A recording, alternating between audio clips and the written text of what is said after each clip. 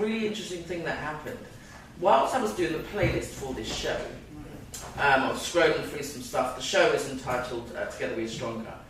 And then the playlist shows up, Innovative Opportunities. And I was like, I'm sure I didn't call it that. Do you know, E, that we must have done a show called Innovative Opportunities? Wow. And and I hadn't even used the word, it just popped up like, do you know that you've done some aspects of this already? But I say that to say this, whatever anyone has done, it's not done in the same way as Anita. There's only one Anita Whittaker, and there's only one way that she does things with real class and quality. But before we go into kind of like why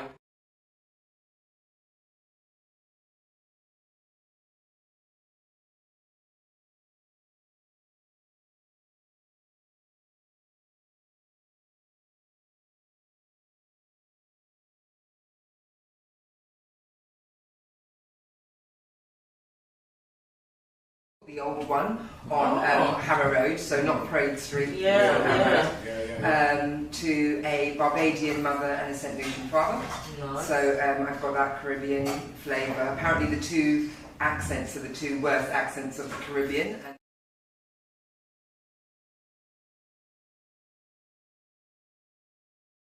It's a TikTok thing. Can you believe there's a whole thing on TikTok about the Bayesian and the St. Lucian accents being the two worst of the Caribbean? And I represent both. So I won't do the twang of both of them now because it's really strange when I do it. Do you do one?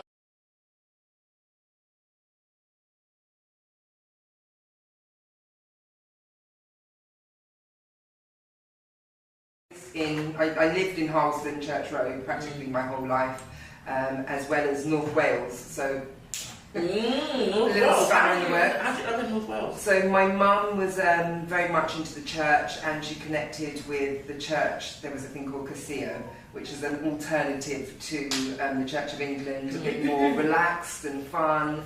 And so they had a headquarters in Anglesey, North Wales.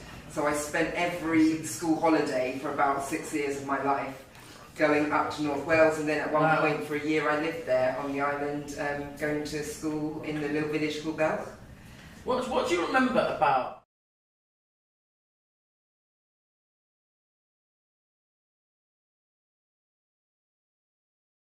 in the village?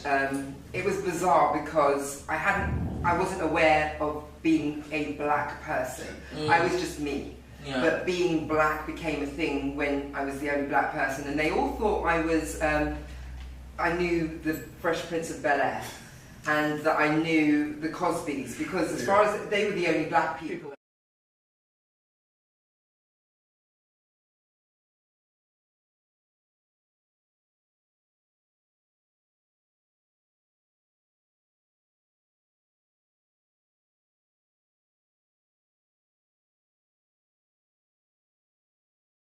I won't go by the stereotype, but there was a lot of sheep.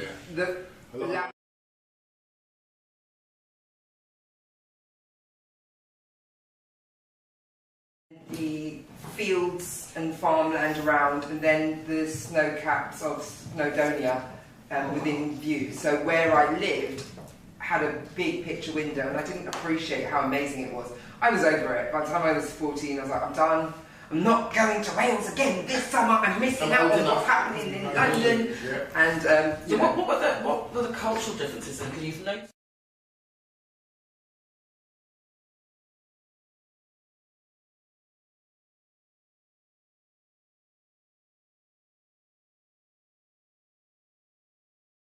You're not going back at all. Do you know what? I think.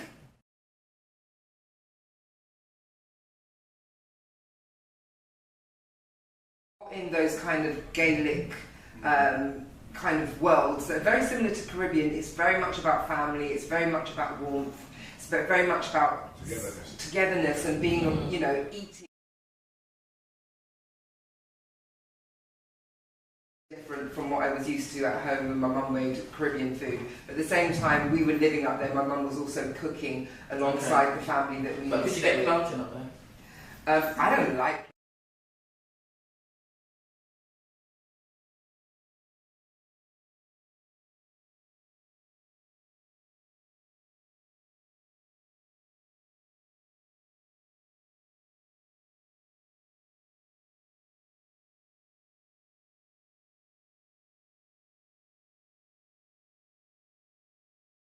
planting, like, who are you, child? I get that. So I didn't feel as though I was missing out on that sense, and I was more interested in the fact that I could get fresh donuts on the beach.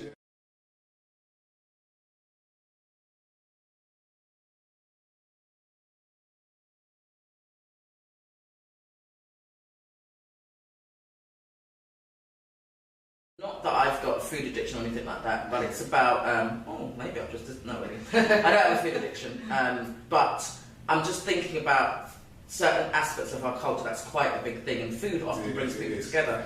It's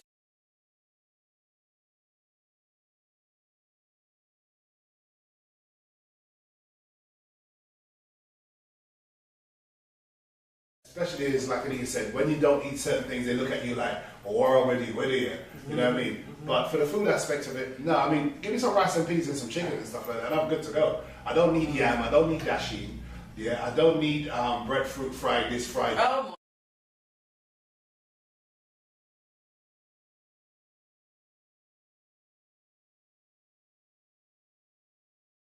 First time I actually ate breadfruit. Yeah. Really? Yeah. No.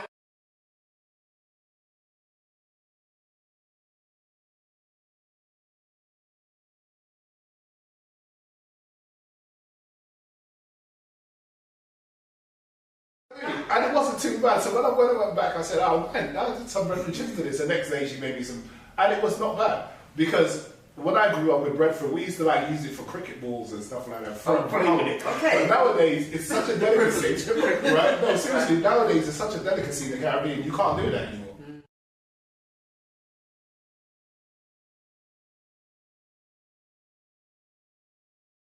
I will admit I don't like okra. I just eat it because I'm an adult and I think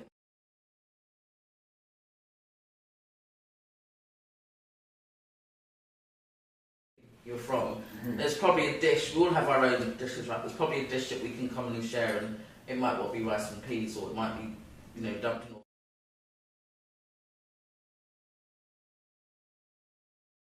I have to give a shout out to Anita's son, Alexander, right? Yes.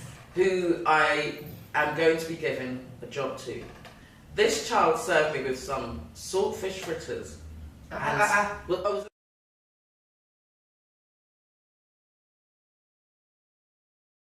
dumpling. No. Bakes. Okay. Bakes. So hold on, we've got to do the accent. Fish cakes and bakes.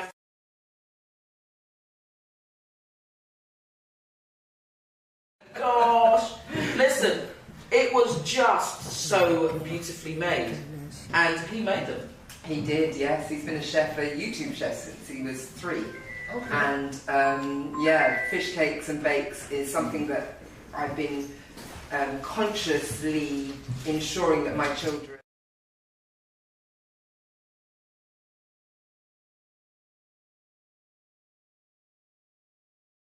down in our family to ensure that we maintain that heritage. Yeah. So I'd say when we were living in North Wales, there were certain things that my mum would make. She'd bring her seasonings. I'm assuming. I was young, so I didn't really pay attention. So I'm sure she brought things up.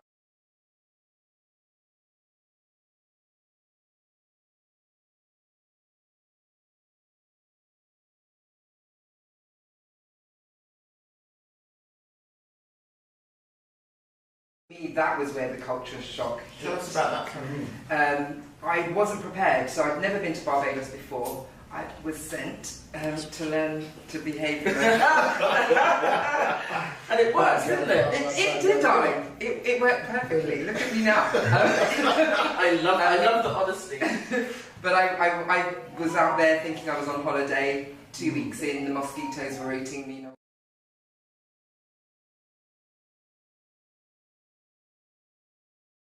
I had to learn how to maneuver in a world that was completely different to what I was used to. So, you compare Wales with the UK, with England, it's very similar in some sort of sense, other than the fact that I had to learn Welsh in school.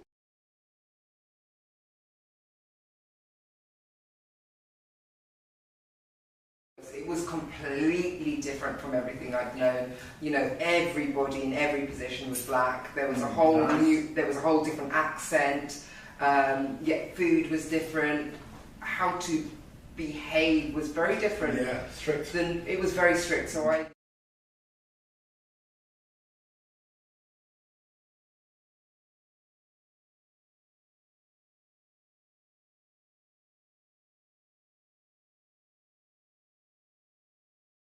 actually, as a female, I wasn't allowed to be out when it got dark. And in Barbados, it gets dark by 6 o'clock. It's pitch black. So at 4 o'clock, I wasn't supposed to be out. I was also a tomboy, and was used to hanging out with boys, you know.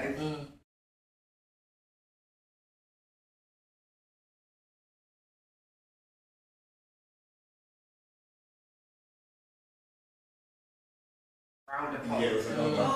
Your mother didn't send you here to end up with a vision, baby. All these kind of things. And I'm like, hold on a minute, whoa.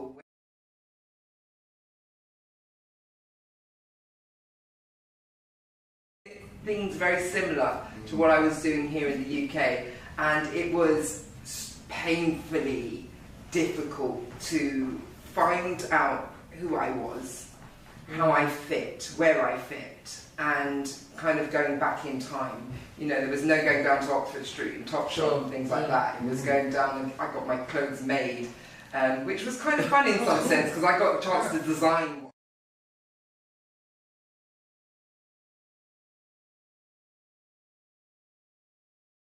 My mum and her culture a lot more, knowing that this was the land that she grew up in, and I came back to the UK with a better understanding with my mum and built a different relationship with her after that. So, yeah. That's fantastic.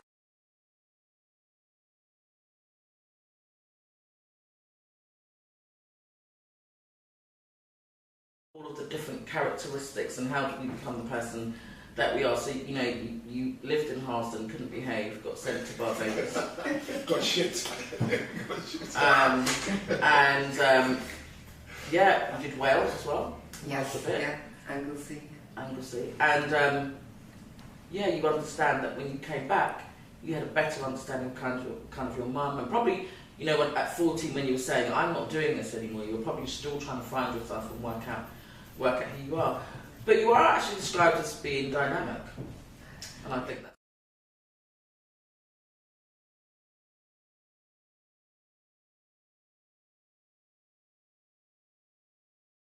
In your early sort of time with your career, what was that like? What were you doing?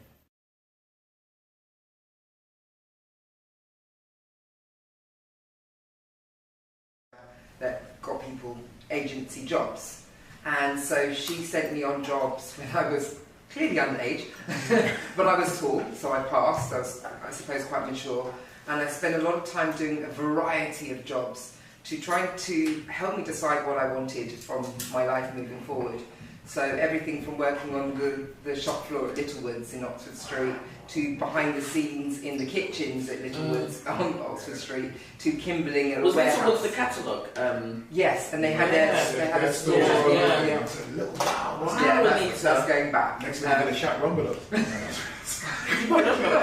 I remember she's younger than us and she looks very good for her age, but Littlewoods. Yeah.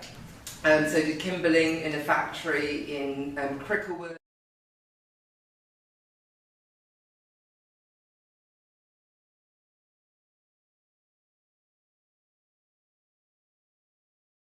Arlett's on Halsden High Street, opposite the old job centre.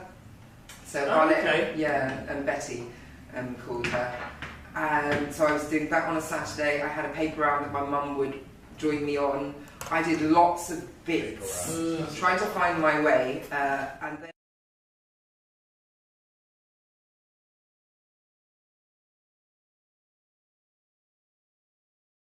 she worked in the bank. She worked her way up from 16 to a bank manager. She worked at NatWest. I loved her life. I loved her lifestyle, and I thought that's what I need to do to get that lifestyle. I need to work in a bank because she's going.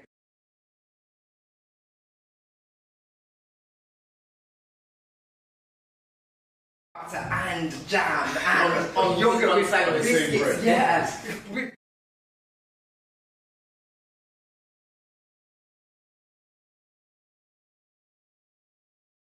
school, I did business and finance, or business studies and things like that. I completely failed all my GCSEs because I didn't turn up to most of my exams. I went through a hormonal stage where I just wasn't engaging with school. Left and went on to college and did a business and finance BTEC, and really wanted to be in banks. Got a job working in a bank, up in the sorting office in, I think it was maybe Lloyd's, if I'm right, in High Street, Kensington, and then I moved to a branch on Kilburn High Road. But I was in the sorting office by myself. It was back in the days before the internet, so people used to phone in to get their statements. So I was like,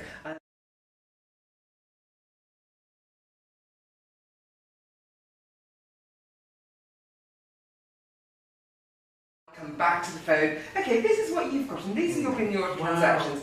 But that was my only interaction with people. I really realised at that point that that's not what I wanted. I didn't like that kind of work where I was very singular. And a lot of the positions in the bank, it wasn't very social. So were you quite a sociable young person? Because you said you used to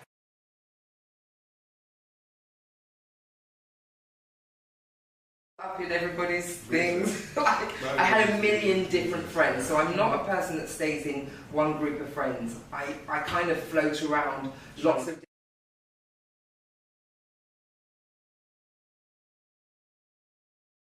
football for steam. So if you miss a goal, you got steamed. Yeah. And the boys then, at first they didn't want me to play because they're like, oh, we couldn't beat Anita, we couldn't beat her, she's a girl. I had a few fights in school, didn't I, Michelle?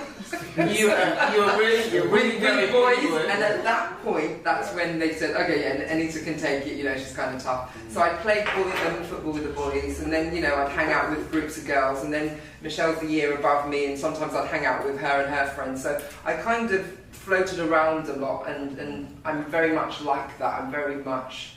I like people. I like to understand different people in different groups of people. So always been really social, and I think at that point, without consciously knowing it, I knew that it wasn't for me.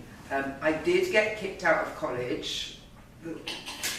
That's not really in line with what you've been telling us so far. So.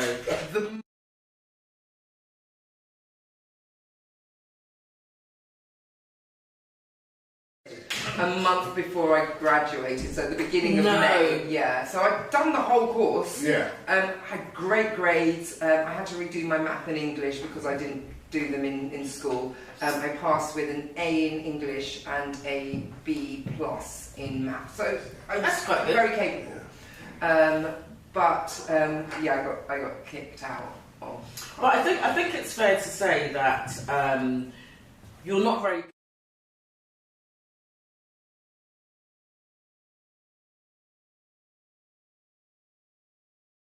Go through the trajectory of education. I'm just saying that it isn't all about getting these grades. It's not all about that, because some people have other aspects of their personality and I find that their level of creativity is often kind of suppressed, and more so when we were younger. I think we're a bit more free now with our children. We allow them to experiment. Like, you've got your children very involved in the things that you do.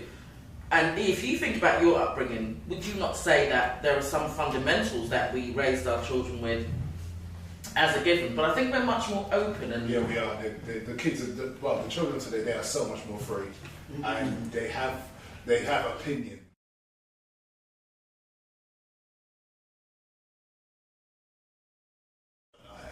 And they can go to the front room. Yeah. And they can go to the front room. The front room is theirs. It's now a games room. Yeah. That's true.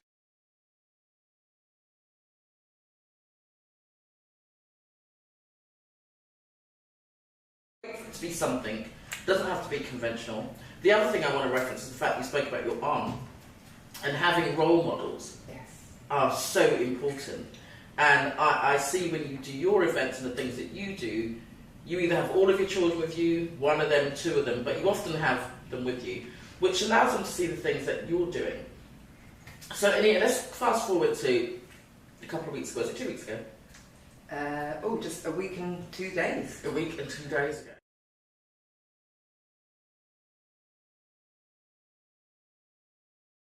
I was going like it was my event. I was so excited. I arrived with the chairs. Do you remember? She was like, I said, oh, have I got the time right? She said, yeah, but we weren't actually letting people in until, but you can come in. Because I knew I didn't want to be late. And you know that late's my thing. I didn't want to be late. I wanted to get in there and have a good seat. And I had the best time. So talk to us about kind of how did...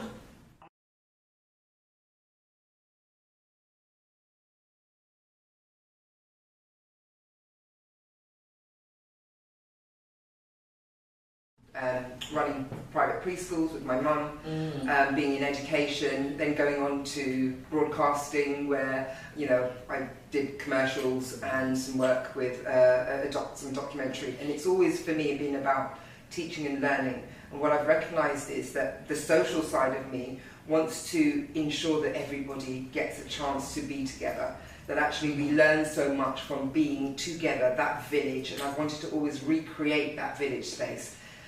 We were running workshops in schools, and we recognised that actually what we were doing was received so well that it was time to put it out to the community. And how could we do this? Now, Blaise, you've been to my home, parties that I've thrown at my home as well, and I believe in that same coming together in a space where we can share, where there's intergeneration, connection, just like we did back in the days, you know.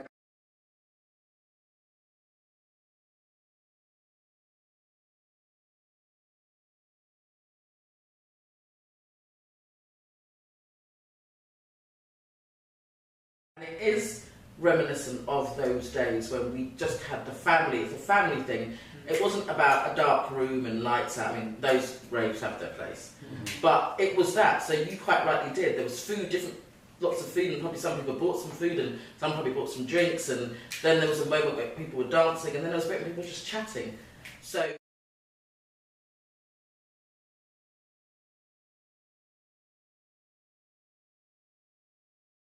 but yeah, so that's brilliant. So you're inclusive, you know, the generation gap, everyone comes together. Your mum, I remember a beautiful scene of you and your dad dancing. Yes. That really touched my heart. It was just that was just so beautiful. And it's those important factors about that same village that you're trying to create. I think in that time you've created it, and now you've created another one. Yes. And this one I saw as a shell. So let's talk about how... Yeah.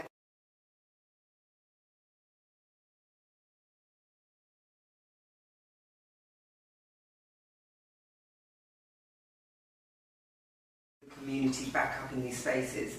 So it took 2 years of negotiations and working with Brent Council, who supported us to get an affordable workspace. And it was a shell. It was just the grey breeze blocks, concrete floor, this blue pipe sticking out. I can never forget the blue pipe, because I was like, why is that there? It's just sticking out of the wall.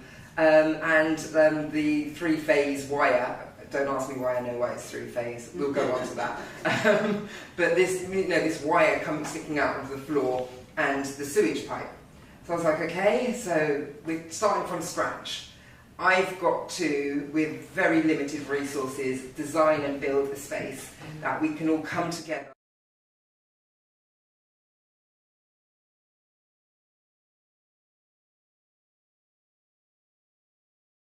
Spaces, and we don't feel as welcomed as we should do. So I want to create a bougie space that we are welcomed and we can see ourselves in. So looking at this core, going, okay, I got no money. I got no money.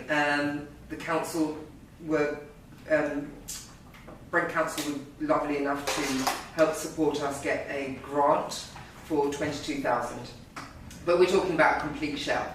We're talking about it's got no walls, it's got there's no tap, there's nothing, no toilet, nothing. So we have to provide everything. So 2 years of the process of filling out and getting the lease gave me time to plan and design. So I designed the whole. I'm not an architect, I'm not a qualified interior designer, but I self-taught all those skills, everything through YouTube, reading, joining seminars.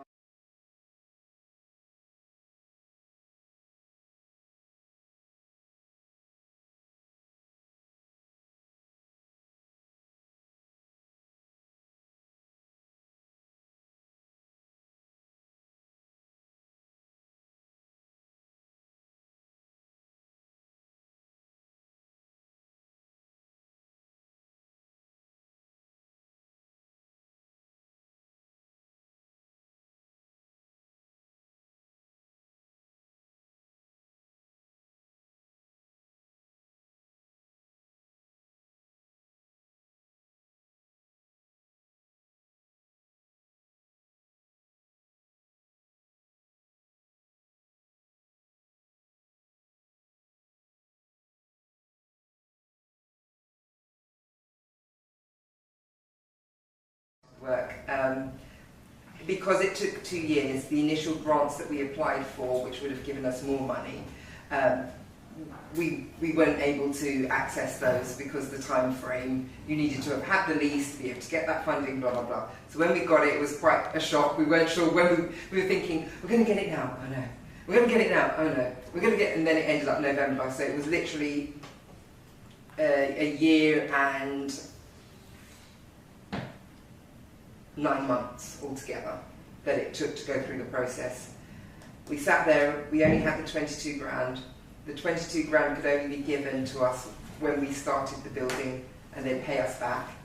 We had no money and we had to work it out. We had to make it happen. So we didn't want to take out any loans or put ourselves in debt, so we did it completely debt-free by scrimping and scraping, working.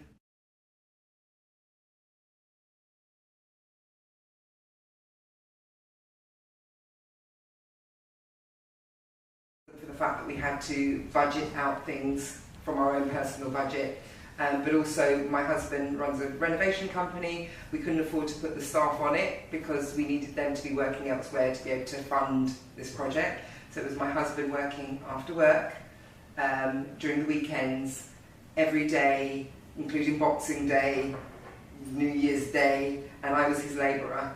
So the two of us put it together, built walls, ceilings, lighting, plumbing, you name it, we did it all. The HVAC, we outsourced and paid for them to come in because you have to have a special qualification, and HVAC is heating, ventilation and cooling, sorry.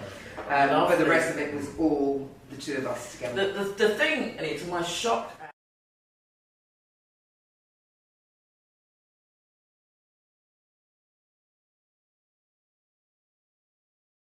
she is, and I think her concern about having the 22,000 was actually wanting to spend that just on the tap. So, that's a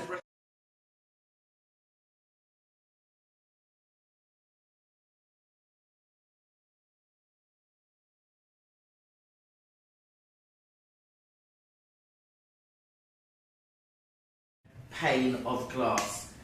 And when I saw you guys trying to bring that into the building, I felt like I was watching a suspense movie.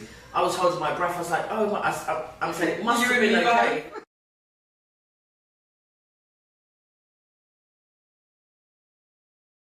But when I received the invite and I went, the funniest thing was the side of me arriving with the chairs. Is that someone said, oh, do you have a bathroom? So she said, yeah. And they go into the bathroom and everyone's sort of just getting ready to fix up the chairs, and they come out, they're like, have you seen the bathroom?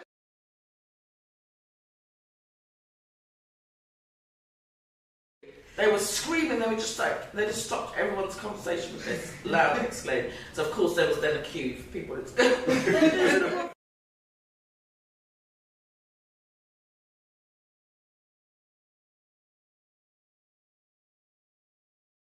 And I think the fruits of your labour, I mean, Johan, I don't know, I'm top jaw to you also.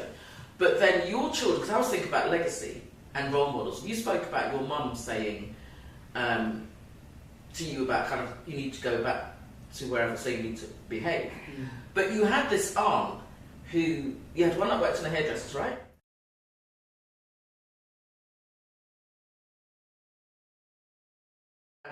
Nursery school, she worked in my primary school.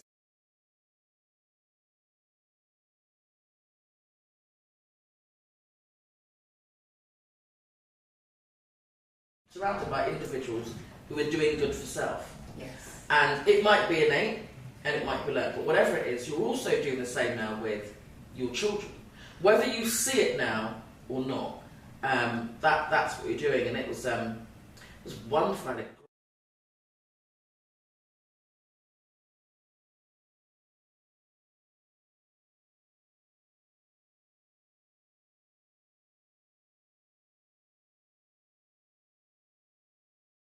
Just reminds me that I haven't done your video. Oh. I saw your video.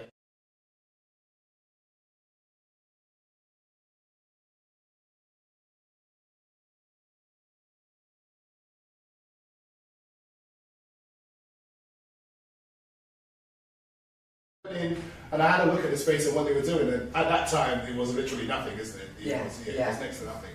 And what they've got now, as you say, it's a really amazing space. And as Anita, she actually said to me, "Go and have a look at the bathroom." Did she?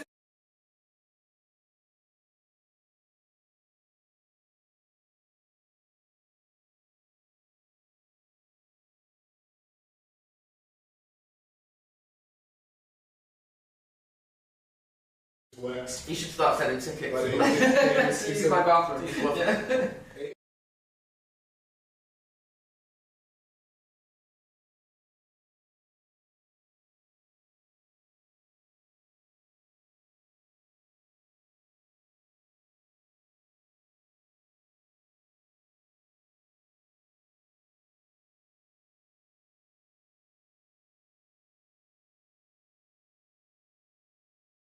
Tomorrow. And so other people will want to support you because there's you, then there's Johan, then there's the children, and everybody loves you all for different reasons. But it is a fantastic community hub because you talk about providing the critical needs of the community.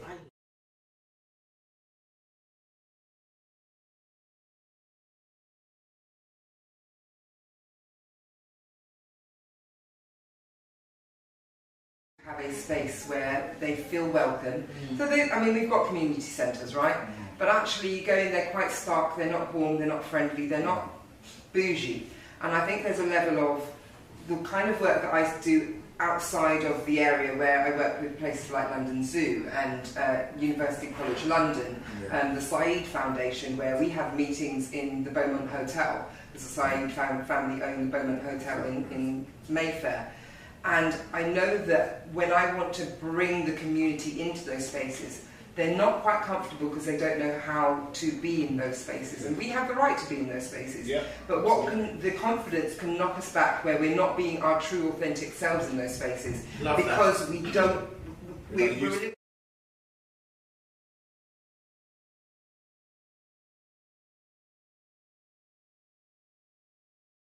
able to excel in spaces like that. So I thought, why not create those spaces in our communities, in the high streets, in revitalising the high street as well, because we already know it's not what it used to be, but actually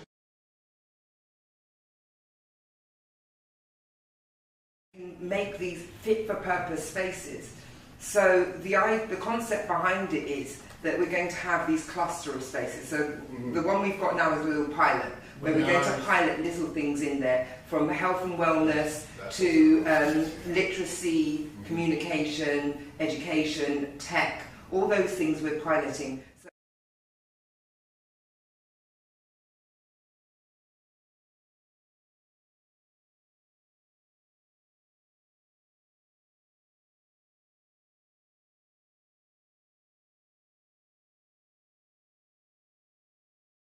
Come into the space, they will help to connect with community members. They're always saying that there's no diversity, how do we reach those hard to reach communities? And I said, well, come to us. I'm providing a space that looks like yours, that excels yours technically, so that you can meet us where we are.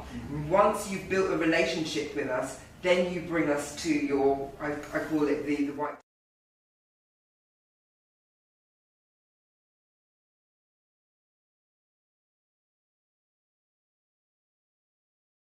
That we can share together and we can excel and grow in.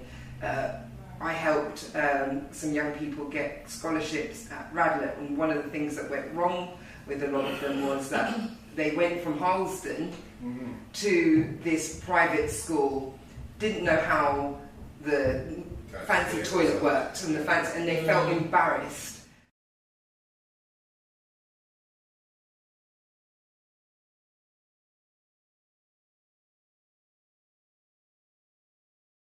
All these things is to give people experiences that is common in some of the other spaces, so that you know how to use them. You don't get a knockback when you don't know how to use it and don't know how to be in that space. You go to those and you can be your best shining self. So that was one of the reasons.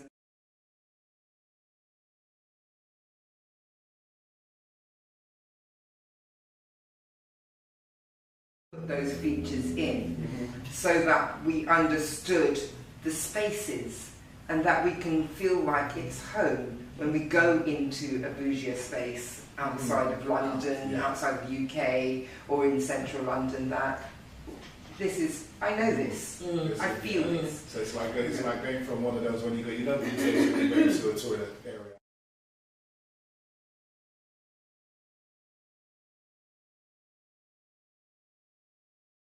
Where's the jet one? Why did you go jet one? Yeah, the whole thing, like you said, is about that. It's about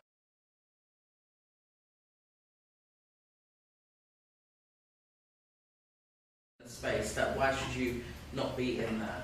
And for you to create this space, and a space that you've always lived in on the side of Wales and Barbados, but when you've been good, this is where you've lived. But yeah, it's a wonderful space. I cannot wait to use it. And I just love the fact that one of my favourite programs is House Under the Hammer, right? And so I love when the house is popped down and then it just becomes built up and it's amazing. And then they go, oh, we're going to be buying 2 more. So I love that story. The progression is wonderful. I'm really excited, and I'm sure myself and E will be using all of those spaces. Well, I'm just.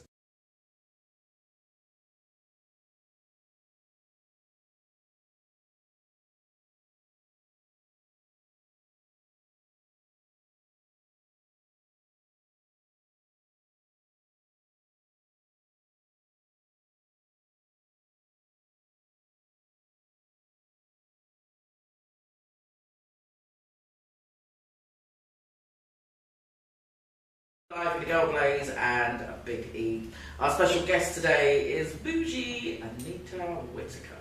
The show is entitled Together We Are Stronger. And the quote goes simply like this: power is not about controlling others, it's about controlling yourself. And I love that, and I love the fact that my guest is controlling herself to create spaces that she thinks the people in this community should have. So as well as coming to the event that you had, I've decided that we'll bring a piece of the event here so that people can kind of get a sense of what you're doing. So our next guest is actually going to be one of your guests who we met at the studio. And it really is important that we help each other to kind of do what we need to do and get where we need to go. And I'm going to play Randy Crawford. I haven't had this track in a really long time. But it's You Might Need Somebody. I had Randy Crawford for a long time. Yeah.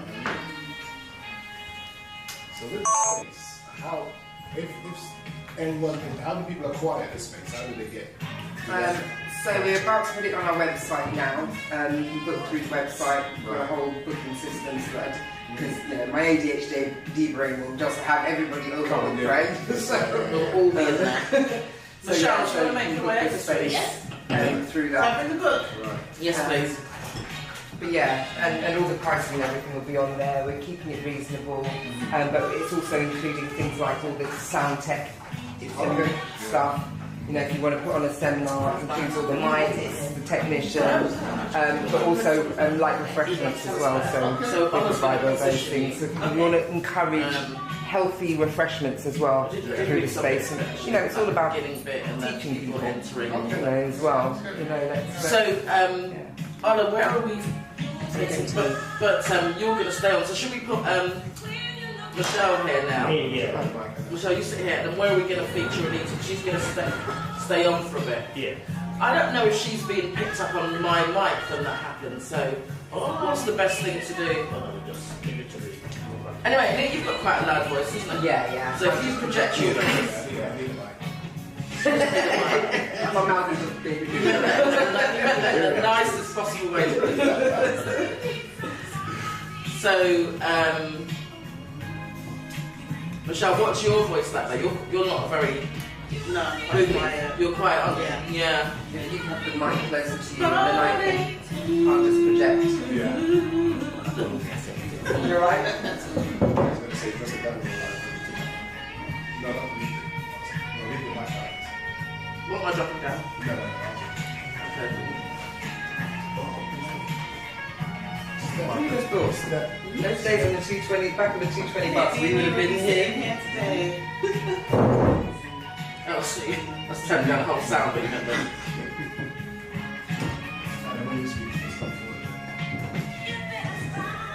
The good thing is Michelle looks nice and chill. Michelle doesn't pop off in the chair. That's that is amazing. So guys, we of course are still streaming live on YouTube. For those of you that have joined us for the first time, you are very welcome. And if you joined us last week, then guys, welcome back. My special guest today, Anita Whitaker. And joining us shortly will be Michelle Bailey. She go Blaze alongside a Big E. But of Randy Crawford, because guess what? You might need somebody. You know, like, just get across this track. That's like, ooh. That sounds like Nina Rufus.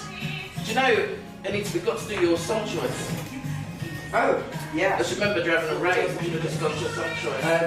I was told to choose, but you know me, I've always been extra. I think last time I tried to squeeze in like 4 or 5 or something like that. So which of yours do you want to do? We'll do that when we come back, and then we'll bring in Michelle. You had I had Encore. All This Love That I'm Giving. You Got to Be Real. All This Love That I'm Giving them. I think that'd be a nice one. If we're going to whittle it down. It just remind me of all the all deities. And the thing is, you didn't see her, you know. It's like when sometimes they say, oh, you know Anita, they're like, oh, the one that's really high. Can I say, yeah, that's good. I've got to tell you the truth. So I can shut up the children, so.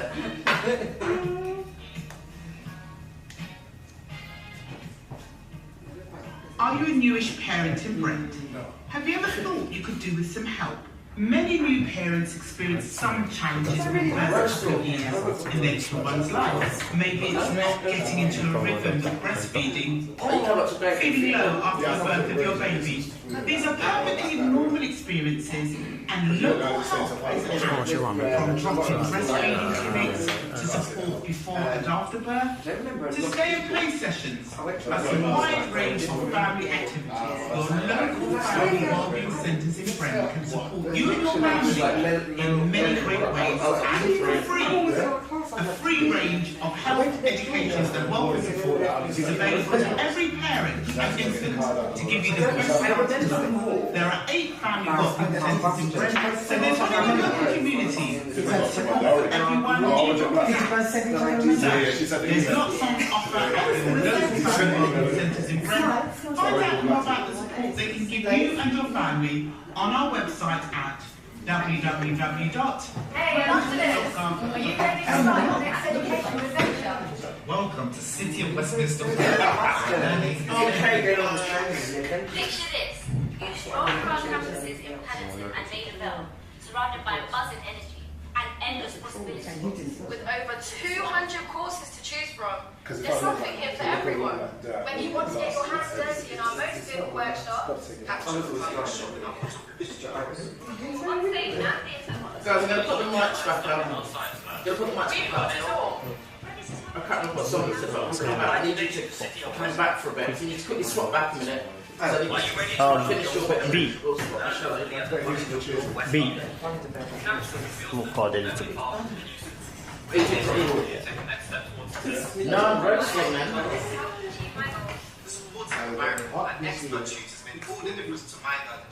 Whether you're passionate about hair and beauty,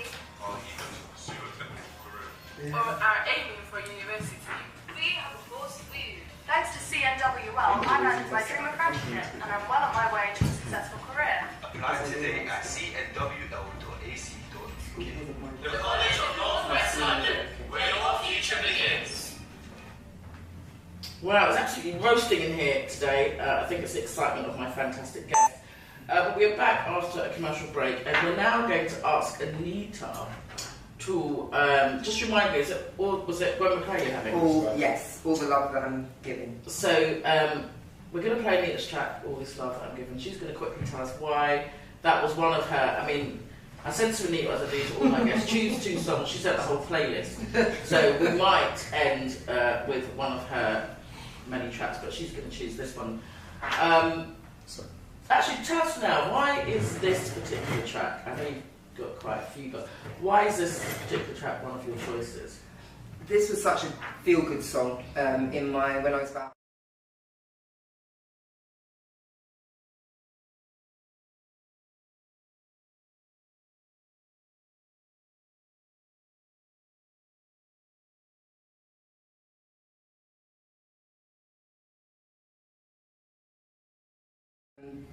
I can't remember all of the parts basically, and this was just such a big tune. It just made me feel like I was in community. It was where I understood community in a different way for the first time. My community was my family, school friends, but actually the wider community and what it meant to me to be part of that and being a teenager.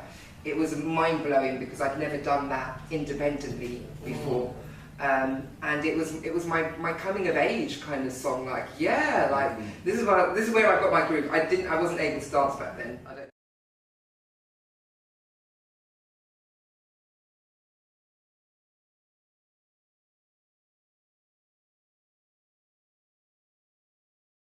It was a track. I can do it now. I mean, it did take me over 40 years to learn, but I got there in the end. But this track was where you could just sway. And you know, I could move with beat. You know, I could do that. And it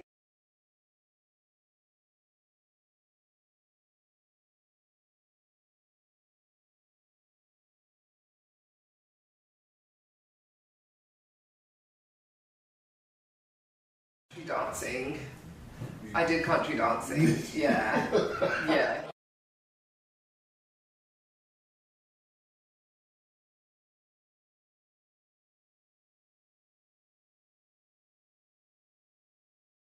I'm going to make that work. I think you could. So guys, you've heard it here first.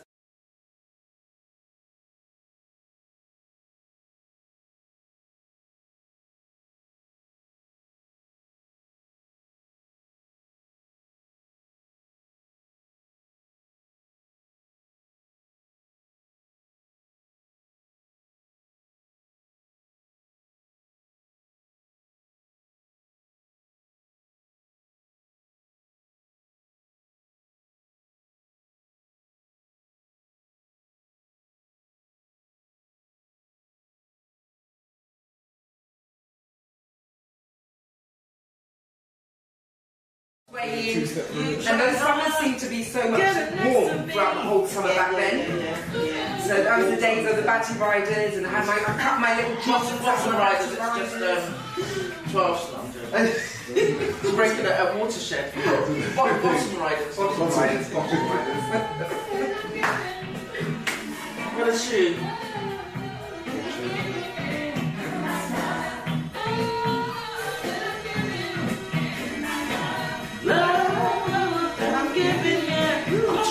Karaoke. Control over my. Watch me do my bar dance. Leave me behind. So we tried that one, eh? No, we had enough of doing duets. This one was crying. I still watch that video now. When you didn't know the words, he didn't There's a newer one. Yeah, but I couldn't even share that one. That was like in-house, boy. You have to be there. You have to be there to see it. It was hilarious. Like I said, gangster. It was hilarious. For 2 weeks. No, so we've been at Iron for just over a week, and I've got to go. Michael Carrot. Yeah, Michael Carrot's event. Yeah. So Michael, we went to school together. Oh, really? Oh, my little crew. So I've been doing records for them since their first one is Ibiza. I think I missed 1 year, lockdown year.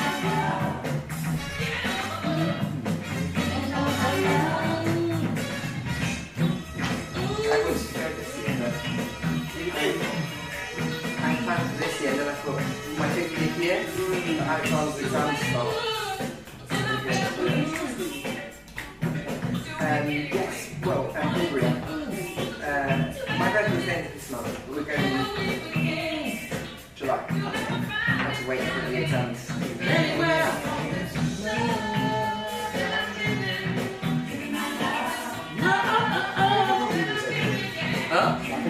reacting as I can. But you have to know the tune. I can't do the habit. Yes. You have to know the tune. That's what happened last time. Maybe we went at the rappers, be like 3 of us, and the person who actually asked us to do didn't know the words. But she can dance though. Yeah, she was listening. She was a good dancer. Good backup dancer. Yeah. Come like she come out some rap video.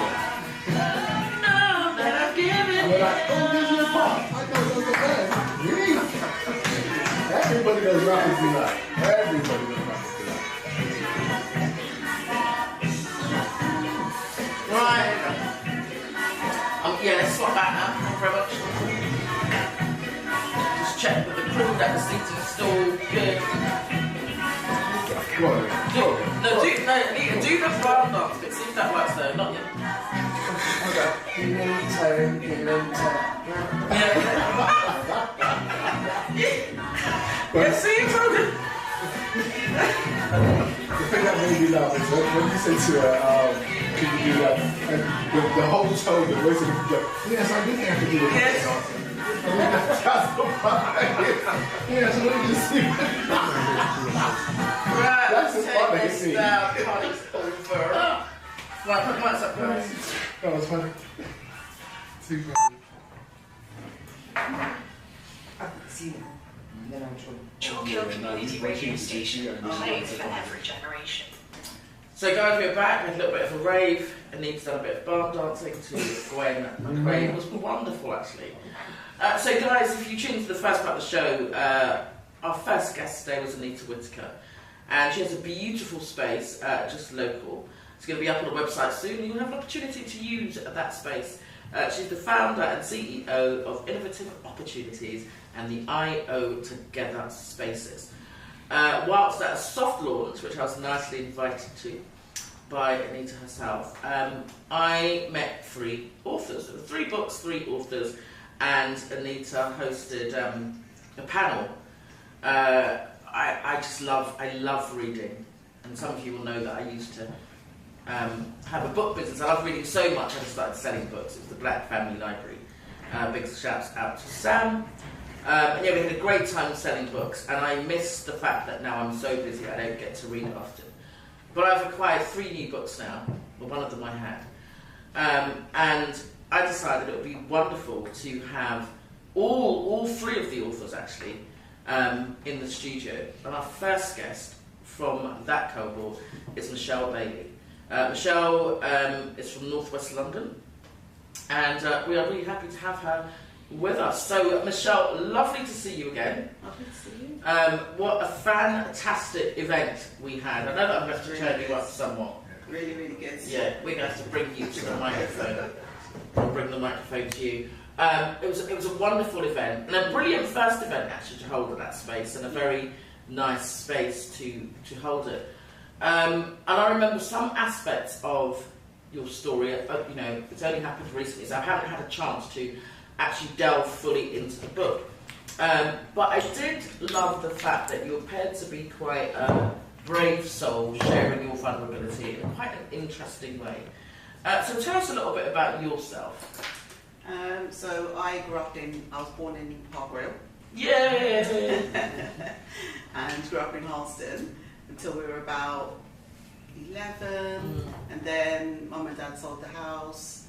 Dad went back to Jamaica with my grandparents, because I was raised by my grandparents. Okay. So they raised me from the day I was born, with my sisters. And then we moved to Stonebridge. And then that was it. Mum was at work all day. We were out just doing whatever. So life went from that to that really quickly. It just changed. Do you know, so many people I know that, you know, who have always lived in North West London often say that they were born in Central Middlesex, or they call it Park Royal, because the name's interchanged. So you and I just discovered that our first guest in it was probably a bit bougie because she was born in Paddington. Yes. I don't know what that was. But you and I, we get the you know, the Central Middlesex or the Park Royal, you know, the Harleston, the McVitie's and all that. What did you love most about that time? You said you lived with your grandparents and your mum, right? And your dad? Mum, just mum. I called them Mum and Dad because I thought they were my mum and dad until I was old enough to figure out they weren't my mum and dad. They're actually my grandparents. So I always, from day one, my mum had me and she was 15, so you know, she gave me to them. Yeah, and Nice. they were strict, very religious. We weren't allowed out at all. We used to just look out of the window, watching everybody play and just cry. It's interesting, those kind of things. So I think, fortunately, I was raised just by my dad for much of my life, and I think where we lived, it was kind of like, not really a cul-de-sac, but it was a space where you could look out the window and kind of see where your child was. You dare not come out of that space though. So that was kind of a place. But so many children, that's a common thing. We were not allowed out. No. And even now we jest about the sleepover. When my children were coming to me and saying, "Oh, so and so said, can I stay at their house?" No. Yeah. Like, what does that mean? So you still carry some aspects of that. So your parents were quite strict. You were raised by your grandparents who actually thought were your mum and dad for a period of time, and at some point found out or worked out that they weren't. Yeah. What did you love about that time though? Were there some aspects of your childhood, or maybe like Anita, when did you start going up? When I went to Stonebridge, when we moved to Stonebridge, Dad went to Jamaica, Mum was working every hour God sent, so we were just kind of on our own. We were left to do our own thing.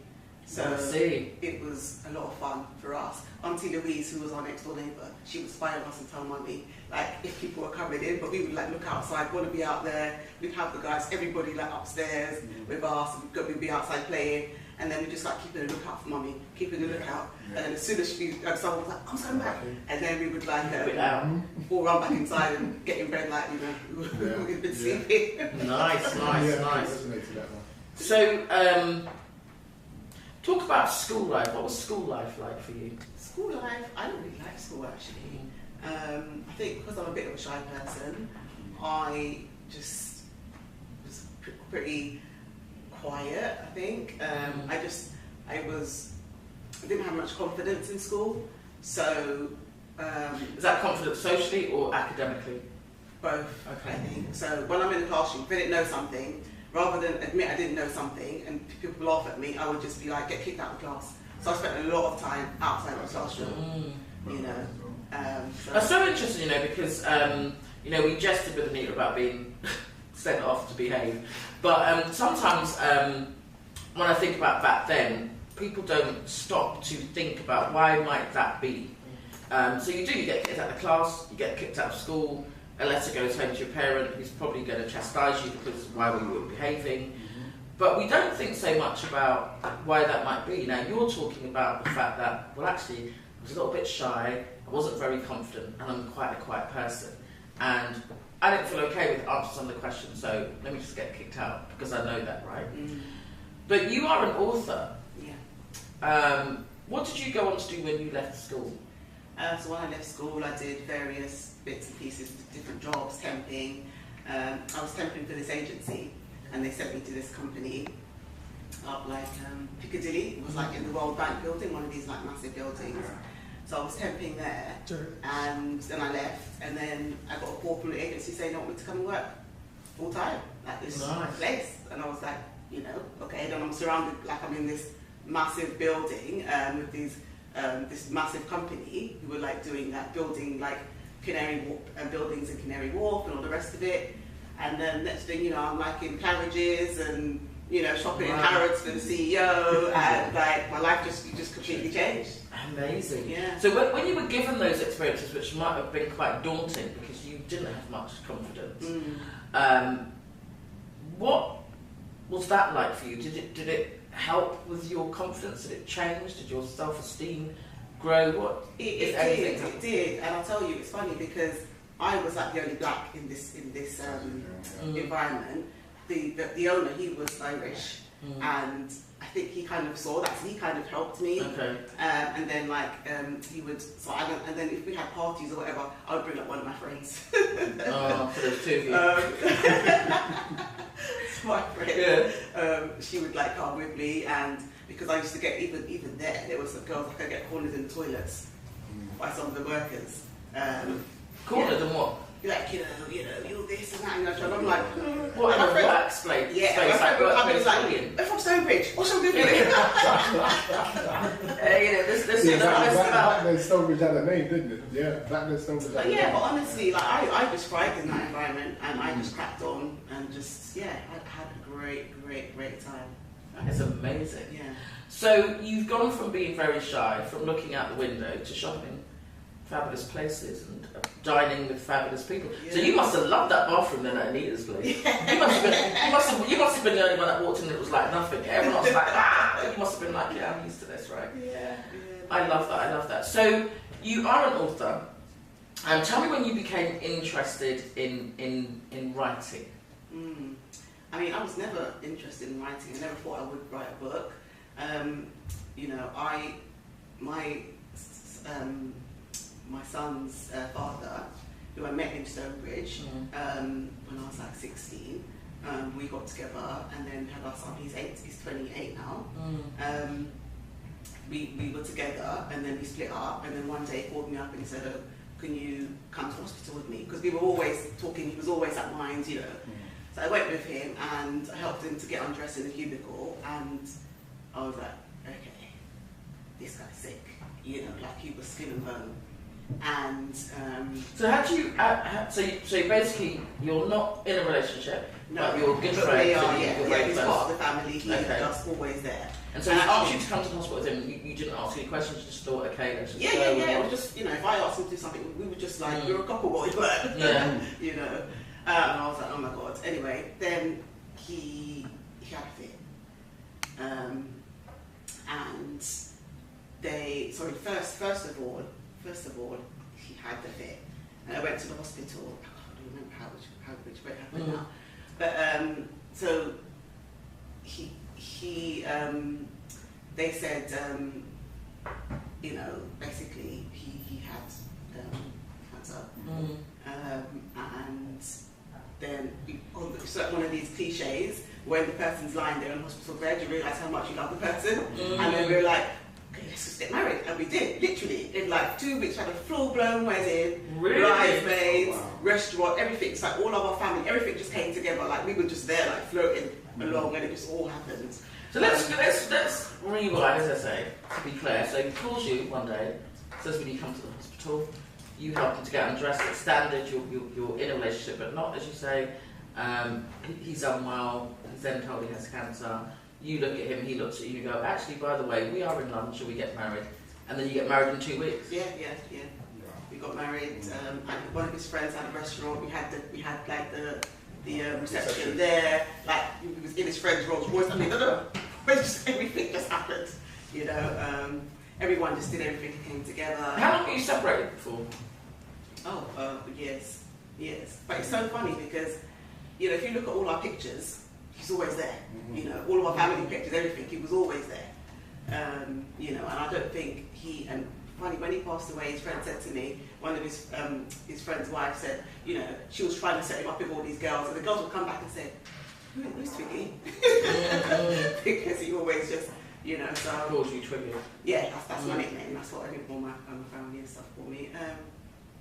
So then, basically, long story short, he passed away. After what period of time? So we went to the hospital. They said to him, they took out, he had a brain tumour. They took the tumour out. So literally, he had the brain tumour taken out, and then we got married like 2 days after when he was discharged from hospital. So in our wedding pictures, he's got like this massive plaster because he had like, you know, the which one is the staples.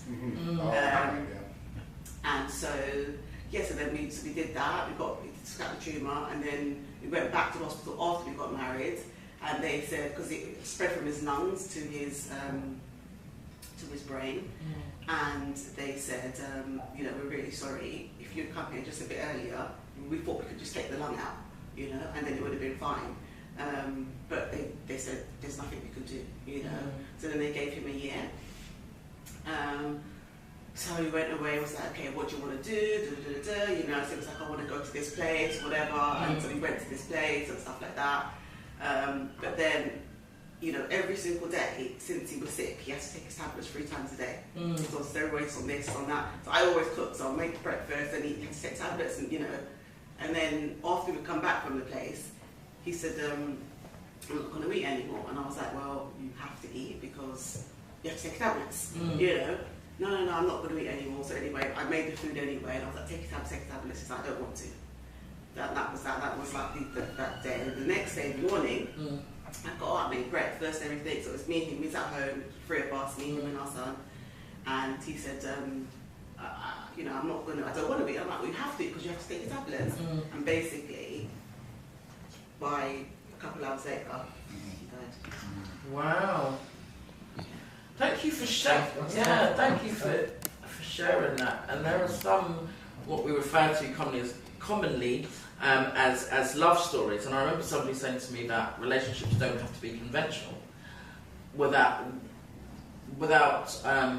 trying to fit into the type of relationship. Because it sounds like you were probably always together, and you were probably always kind of sort of having a relationship. But then that wonderful last moment, so beautifully told by yourself.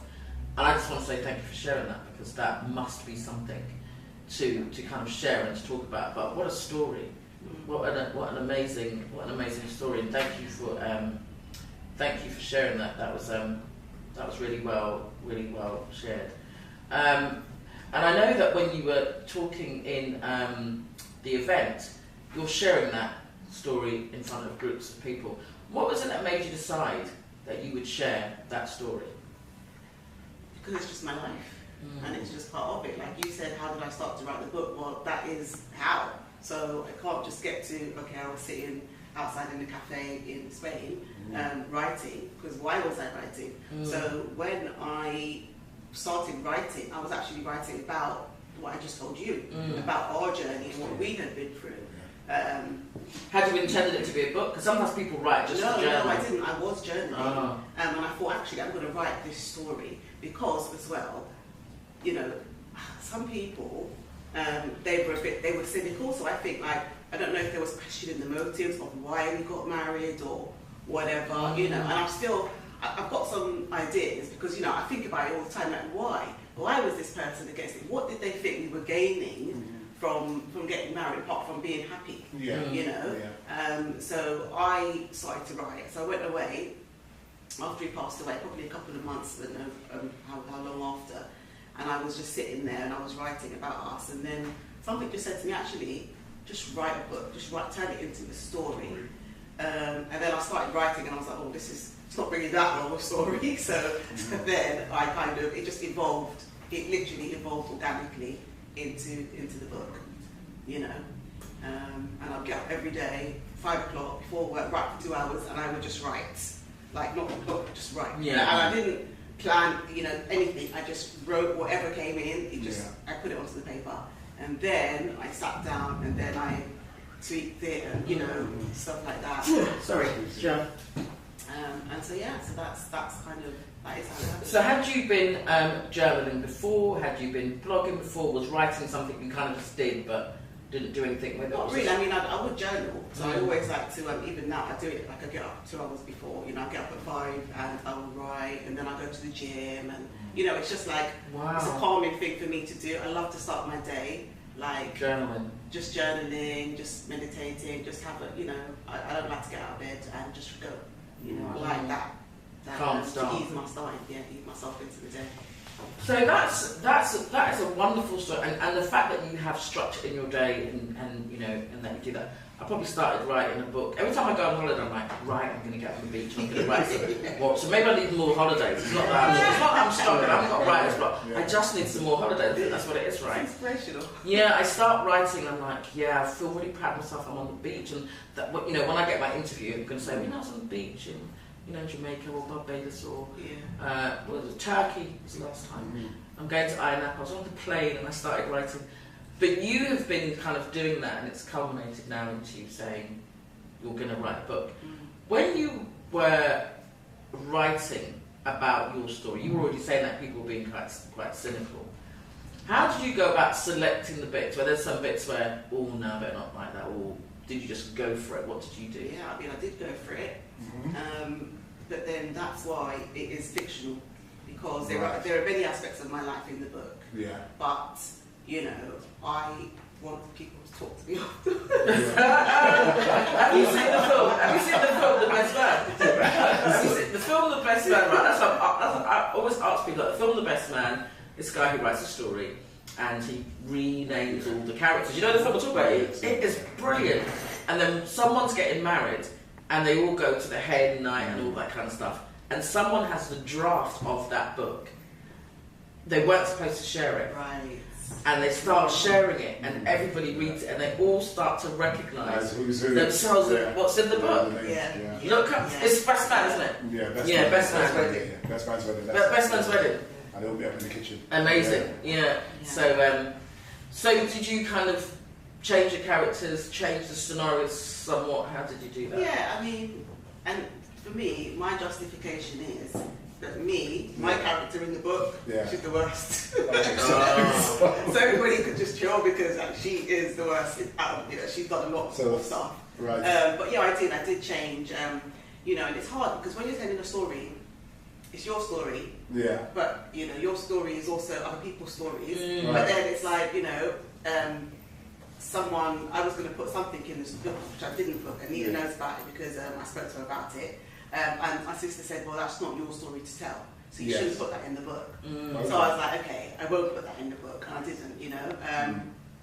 But you can't tell a story without telling your truth, you know. Otherwise, it's not, you know, it's not true. It's you know, people are in your life, and so they are going to be they're part of your story. Because how do you tell a story about you without including other people? Exactly. So so obviously, like, no.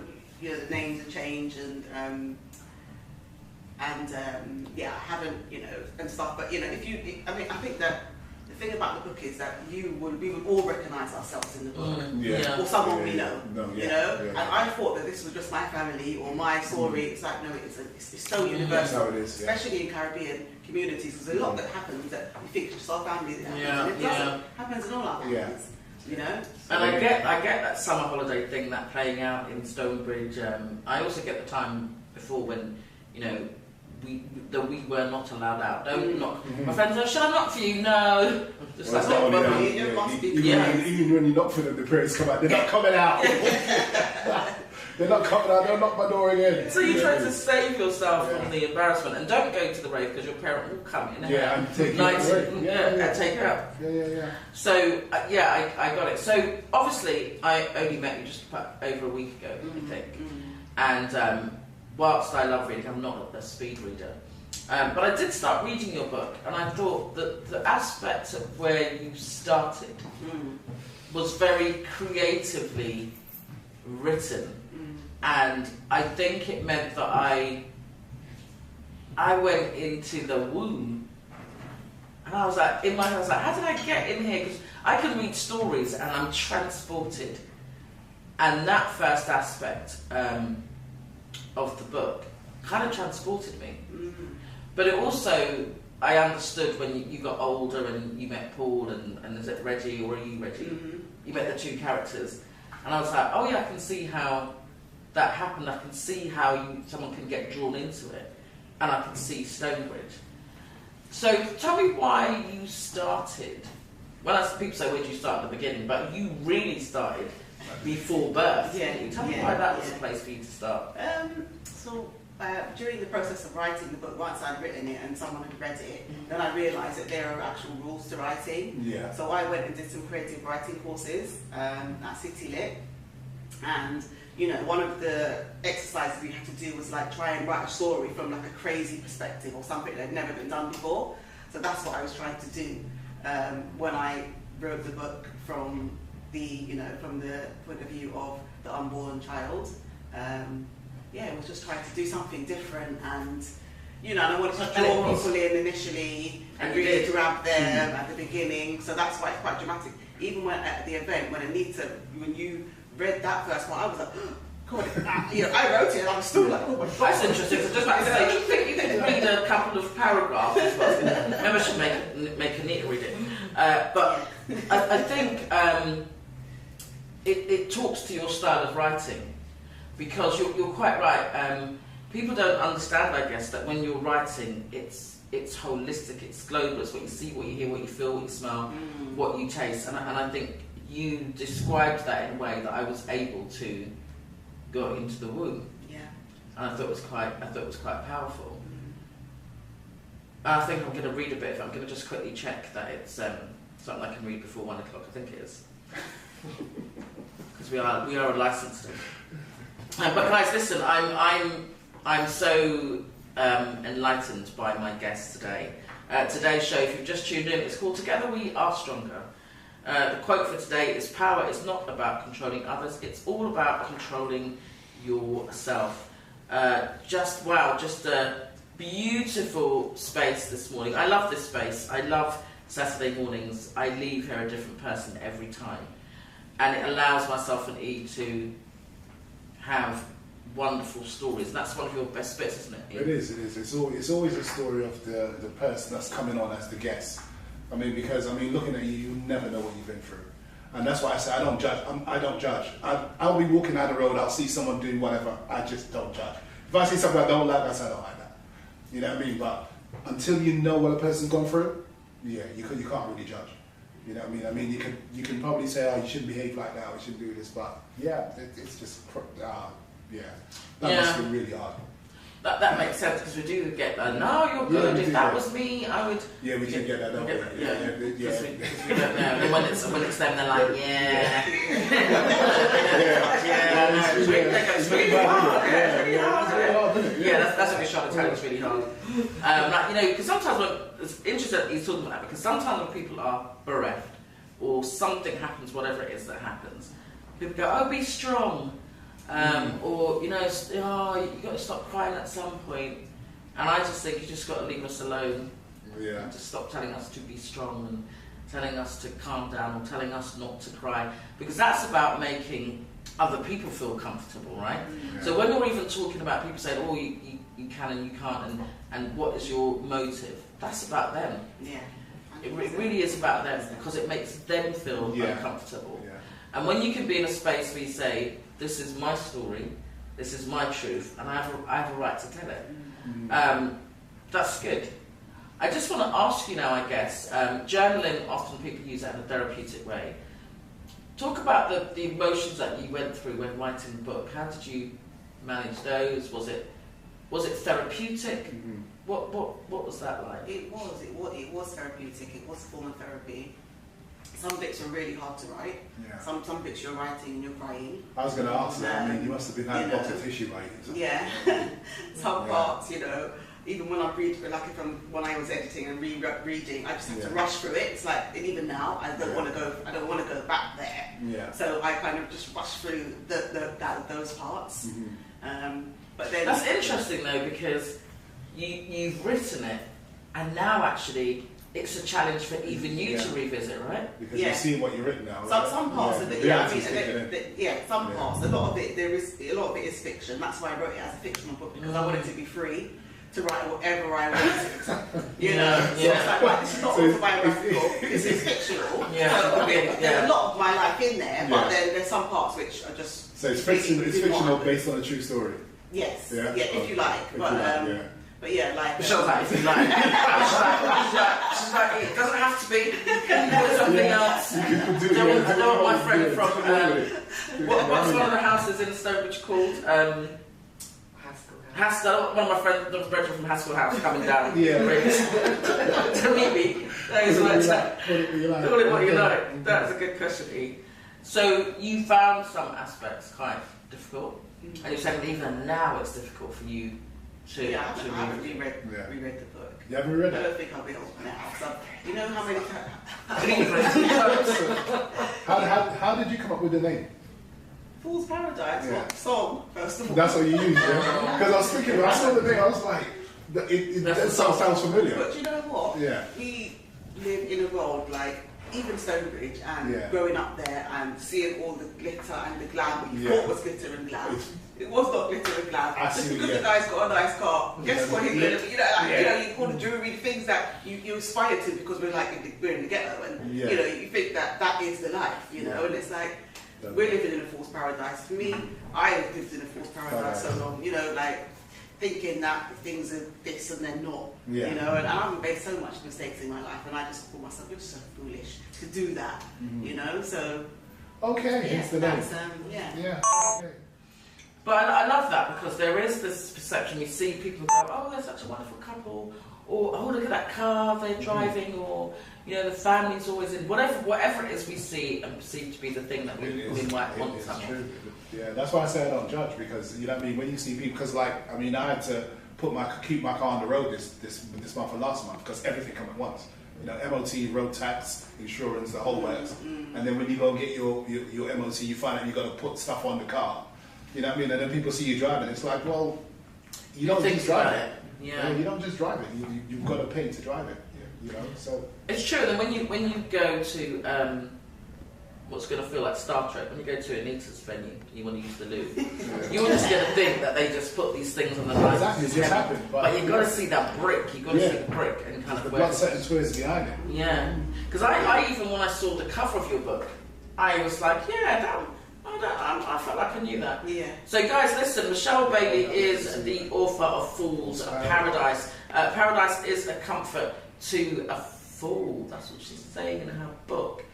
But it's a wonderful story, and actually it's about how anything can change your life, right? You were making breakfast, your husband said, I don't want to eat. Where in that day, when you just said he didn't want to eat, did you think that was going to be the day that would be his last day? Never. I mean, they said he had the air, but yeah, we didn't realise that these tablets were keeping him alive. So what was the period of time again after, from the time that they said a year? How long did he live for? 2 weeks. Oh wow. Rastafari, 2 weeks. Yeah, I mean, not even that really. Just not even that. It was very quick. I mean, due to the fact that he said he didn't want to take the tablets anymore, do you think he decided that he's given up? I wouldn't say given up. I would say it's really brave because his brother passed away a year before. Wow. He was ill as well. Yeah. And and then I only found out after he passed because his friend said to me that he had said to his friend he would never go out like that because his brother went down. So he clearly made the brave decision. He made a decision. That, you know what? Yeah. Because most people are scared to die. Yeah. You know, like we want to take the tablets, we want to do everything to hold on, Yeah. but he clearly knew, like, okay, I don't want to do this, and you know, he's a selfless person, so he probably didn't want to put us through that just to see him go down. So you know, to go out on your own terms, I think is a brave thing to do. Yeah. You know, I love that. Go out on your own terms. I love that description. So in a moment we're going to ask Anita to join us and talk a little bit about that day on the Thursday. But you also have another passion. I don't know if it's a passion or if it's a business, but are you into property? Do you like property? I like property. I work in property. That's what I do. Yeah, I love it. I love going to people's houses. What's the program? Through the keyhole. That's it. Who lives in a house like this? Do you just love it? All of the different characters. So you work in property. I work in estate agents, and yeah, I'm based in Fulham, so we're like Fulham, Battersea, Chelsea, Wandsworth, that kind of area. Yeah, and it's just a different thing every day. I'm out and about. I'm at properties. I'm meeting people. Yeah, it's great. That's I really fantastic. love it. Yeah. So you sound like, you know, you've got your things, you know, clearly what you like. You've written a book. Do you think you'll write another book? Probably. I don't know what it's going to be about yet, but yes, because everyone that's read the book, they're like, okay, I want another one. So I will at some point. Yeah. Yeah, but I don't know what it's going to be about. But then also, what I would like to do is tell stories to people of like our age, you know, because our stories haven't really been told that much. That's what, Young ones now, they come in, they're doing it, telling their story, but I think it would be nice to have more of our stories and what happened to us growing up. Yeah. In a fictional form, but still, you know, you're relatable. So yeah. Do you know what I like about that? So I believe that you guys are younger than us, right? And yeah, so you say our age, so I'm good with that. Yesterday, I was on a Zoom call with one of my friends, and I was kind of like, oh, you know, how's things? And she goes, well, you know, I've got my Freedom Pass, and I'm using it all over the place. It's great. And here, are you not using yours? I was like, dear. I hate to tell you, I've got a long time before I get a Freedom Pass. I said, but thanks very much for telling me that I look like I'm 60. So I love the fact that you now think that we're the same age as you used to. I'm just fluctuating between ages. But my woman was like, have you not been using yours? No, I don't have one. I don't qualify. So I love that. So listen, we're gonna bring Anita back to join us. Anita was the connection.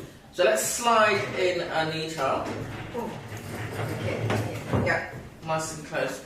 Anita, you invited Michelle to your event. I'm thinking not just because she's your school friend, but because you said you've read her book 3 times. Tell us, what is it about her book that has led you to read it 3 times? Okay, so when I got the book, I bought it because obviously Michelle, we went to school together, spent many years travelling on the 220 bus to and from school, and I was so proud of seeing her achievement. And I took it to Mallorca on holiday with me. I sat on the beach, snuck away from my family, sat on the beach, opened it up, closed it after the first chapter, phoned her and I said, oh my gosh! Like, no way! You know, I was blown away. I was in tears on the beach because that opening scene of you are drawn into the womb and how, as a mother, but also of a daughter whose my mum was out of it for 7 days when she had me, so I didn't meet her and she didn't meet me until I was 7 days old. And just the emotion that came from it, from as a mother being aware of actually you're pregnant, but there's a whole thing happening and there's all the feelings that your child feels that you're not necessarily conscious of and aware of. I think nowadays we know more, but definitely having my first son, I was just pregnant. You know, I had this ball, I could feel him kicking, but I wasn't fully aware of how much he would be absorbing. So there was, I suppose, a little bit of guilt, but then there was also that, you know, that detachment that I didn't meet my mum until I was 7 days old. So all those emotions came out, and she really pulled that out of me in that first instance. Then I read through it, and you know, because I was on the beach and things, I felt I didn't really absorb enough. I wasn't present enough, even though I was very present. All through it, I made notes. Oh, did you? I'm a reader. Yeah, I'm a reader. I grew up as a right boffin. I read everything to the dictionary when I was over and over again when I was young. So then I went through it, and the second time, that's where I felt more present. There were so many elements of it that felt like me, but things that I'd been through. And then, of course, because I know Michelle, and there's parts of it I've probably been with her through it, and not realising that she'd been going through that whilst we knew each other. That's when I started to read, that's when I read it from a different point of view, just before we put on the event. And I was like, yeah. This is powerful. It's an amazing book. I'm so proud of her. Like, without being, what's the word? I don't know. The menopause takes my words. Yeah. But anyway, without being looking down on her or anything like that, I love what she's put in this book and how she's framed it. It is such a beautiful story. I laughed. I cried. I saw myself. I felt proud of myself actually because I saw myself in Ashley. And in some of the circumstances, maybe I think you are actually the way. you're wicked, you see. No. Do you know, there's a teacher in there that I was like, oh my gosh, we had that same teacher. And I recognised the teacher straight away. So there were so many elements of it that I felt was also me. And that actually, probably one of the reasons why, out of the tons of us that were at school, and like I said, Michelle was in the year above me, I don't remember a lot about everybody at school, but we've kept in contact, maybe because we've had similar things and we've grown in certain ways that, you know, I'm bougie, she's bougie, you know, there's certain elements of things that we can connect on similar levels. And the book told me that, so yeah, I love it. It actually brought me back into reading. It's the first book I've read in a few years. Brilliant. Yeah. It was what? Tell us the names quickly of the other. Was it Megan Roxanne and Lelina Afori. So they are actually going to be featured at some point on the show. I'm looking forward to inviting them. But I do want to say well done for creating that space. And to you, Michelle, I want to say well done for telling that story and for doing it in the way that you do, but also to be sharing it so that other people know about your book, because you can write it, but you want people to know about it. And so when you talk about it, then people get to know that this book is available. It is called Fool's Paradise. Paradise is a comfort to a fool, Michelle Bailey. And for me, the cover, I don't know if it's the colour of the cover, but I'm her and the field and her, and it's just like, and she's looking down because she's not happy, but she's not sad, but she's just. Some aspects I read, I thought she sounds a little bit lost. Yeah, 100%. She's lost, so very lost. From one place to the next. Yeah. Nowhere's not really home, so she's lost. Yeah. But guys, if you want to check out Fool's Paradise by Michelle Bailey, in fact, I urge that you do that. So today has got to be a prompt finish, because we have all got somewhere to go when we leave here. So Michelle, you didn't have as many rave tunes as Anita. Yeah. But which song would you like? You've got Optimistic and you've got A God Like You. Yeah, I like Optimistic. Whenever I'm feeling down, you know, play that song. Yeah. Big tune. And what's interesting, I'm going to play this as our last tune, and our next presenter to come on straight after me, that's his opening tune. Really? So Charles, big shouts out to you. Guys, stay tuned in. At 1:30 we've got Charles, and he's talking all things health and wealth. This is not the last time Anita is going to be on the show, I'm sure. We will be talking and supporting her with the venue. He's going to pop down and get some hot water. And I'm going to promote her event. And I'm going to find myself in having some bougie afternoon sun. And I'm going to get her son Alexander to help me to do that. So our guests today were Anita Whitaker. She's a fabulous entrepreneur. And the mayor, not the mayor, and the MP, Dawn Butler, says you can't have an event unless you contact Anita Whitaker. So anybody trying to have an event in the house and you haven't contacted Anita Whitaker, I don't know it's going to be an event to do that. She's a wonderful family. Big shouts out to Johan also. And to Michelle, oh my goodness, thank you so much for sharing such a wonderful story in the way that you did. And thank you for quickly accepting my invite to come on to the show. It's lovely to meet you, and that afternoon was just brilliant. Had an absolutely great time. E, any final words from you before we go to Optimistic and say that I'm happy? No, I mean, just the stories again. I mean, looking at Michelle and thinking, and you know, I mean, just explaining everything that you've gone through, you're just like, wow. That she ate just a pretty face. Yeah, you got to be in awe. You got to be in awe because it's the strength of an individual that you don't know. Because to go through all that and still stand up strong and be walking and doing what you do, you know, what I mean, that's strength in itself that you don't even know you've got. You know what I mean? So hence the reason why that you can share your story with everyone, because your story to tell it. So keep telling it, man. Oh, that was nice. Thanks, E. That was nice, wasn't it? Yeah, definitely. Okay, so guys, we're going to end with Optimistic. It is, of course, the Sounds of Blackness. But guess what? It's your girl Blaze. And I'm out. That was really good. Thank you, guys. You're fabulous.